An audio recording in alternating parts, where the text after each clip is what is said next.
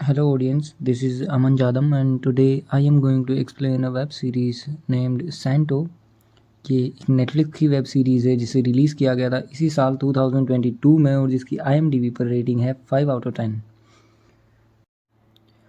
तो शुरू करते हैं सीज़न 1 के एपिसोड 1 से। एपिसोड की शुरुआत होती है और हमें दिखाया जाता है एक बच्चे को जिसके हाथ में एक खिलौना होता है और वो अपने पिता के साथ कहीं जा रहा होता है। तभी वहाँ पर दो बाइक सवार आते हैं और उस इंसान को गोली मारकर बच्चे को अपने साथ ले जाते हैं और गाड़ी में आग लगा देते हैं। अगले सीन में हमें एक कोप को दिखाया जाता है जिसका नाम मियान होता है। आगे हमें पता चलता है कि जिस इंसान का मर्डर हुआ था उस इंसान का नाम क्रिस्टोफर नीलो था, जिस पर कई सारे केसेस भी चल रहे होते हैं। साथ ही हमें यहाँ यह भी पता लगता है कि नीलो हादसे के दौरान जो गाड़ी चला रहा था वह उसकी वाइफ मारिया के नाम होती है। मारिया का पुलिस को यह बयान होता है कि हादसे के आधे घंटे पहले नीलो और उसका बेटा एक साथ घर से निकले थे। यहाँ सभी को उस बच्चे का फोटोग्राफ भी दिखाया जाता है जिसे उन बाइक सवारों ने किडनैप कर लिया होता है। यहाँ यह लेडी सूजी को बताती है कि नीलो के नाम पे 2 फ़ोन नंबर रजिस्टर है और वह उसे उन दोनों को ट्रैक करने के लिए कहती है। आपको बता दें कि सूजी और मियान दोनों पार्टनर्स हैं।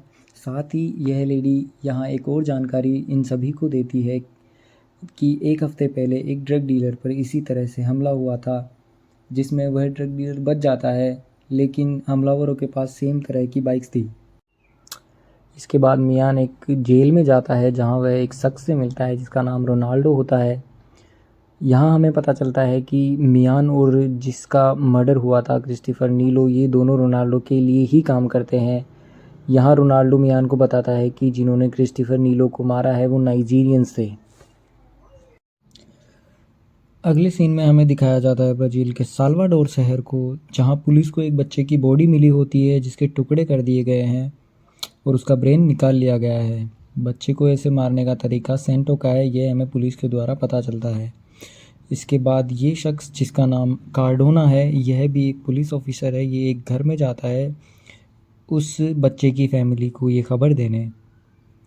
इसके बाद कार्डोना को अंडर कवर सेंटो के पास भेजा जाता है जहां पुलिस वाले उन पर अटैक कर देते हैं। पुलिस वालों को नहीं पता होता है कि कार्डोना एक अंडरकवर पुलिस ऑफिसर है, तो वो उस पर गोलियां चलाने लगते हैं। कार्डोना वहां से जैसे तैसे बच के भागता है।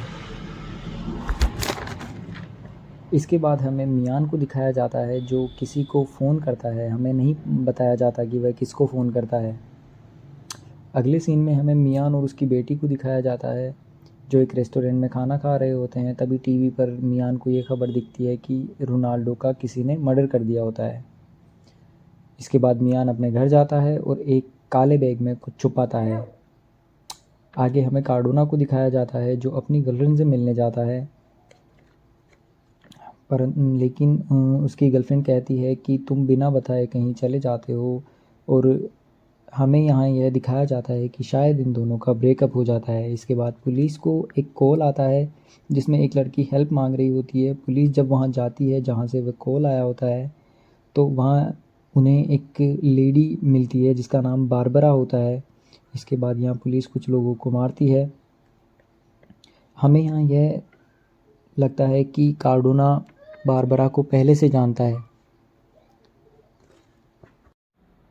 बाद में पूछताछ के दौरान हमें पता चलता है कि बारबरा सेंटो की पार्टनर है। बारबरा पुलिस को यह बताती है कि सेंटो का मानना है कि जब तक वो इकू को इन बच्चों की बलि चढ़ाता रहेगा तब तक वह अपने हर दुश्मन से बचता रहेगा। अगली सीन में हमें मियान और सूजी को दिखाया जाता है जो कहीं पूछताछ कर रहे होते हैं।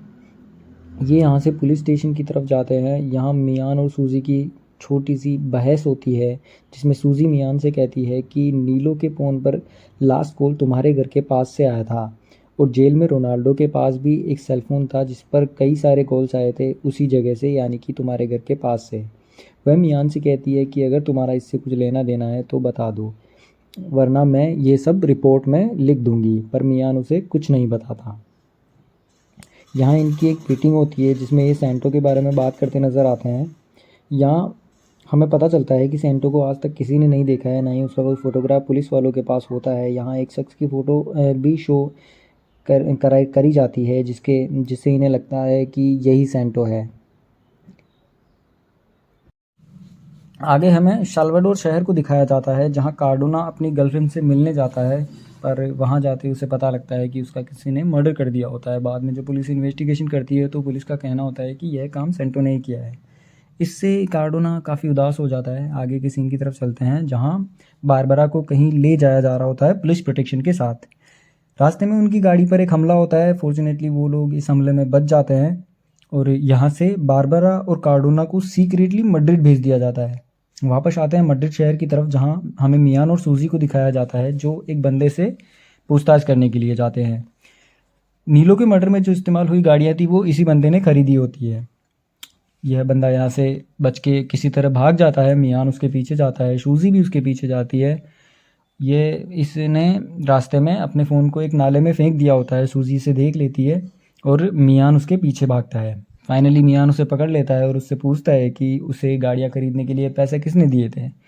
तो यह इंसान उसे एक नाम बताता है, ओडिन हंसन का। मियान उसे धमकाता है यह बात किसी और से न बताने के लिए। उधर सूजी को दिखाया जाता है जिसे वह फ़ोन मिल जाता है, नाले से उसे वह फ़ोन मिल जाता है।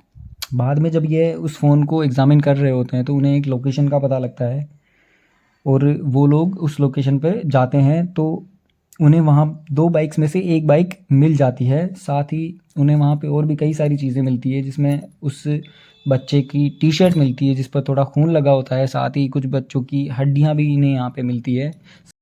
यहाँ एक ट्विस्ट भी हमें देखने को मिलता है, इन्हें यहाँ पे कार्डोना भी मिलता है जिसे लास्ट एपिसोड में दिखाया गया थी कि बारबरा के साथ वह मैड्रिड के लिए रवाना हुआ था। अब ये यहाँ कैसे पहुँचा ये तो हमें आगे आने वाले एपिसोड में ही पता चलेगा।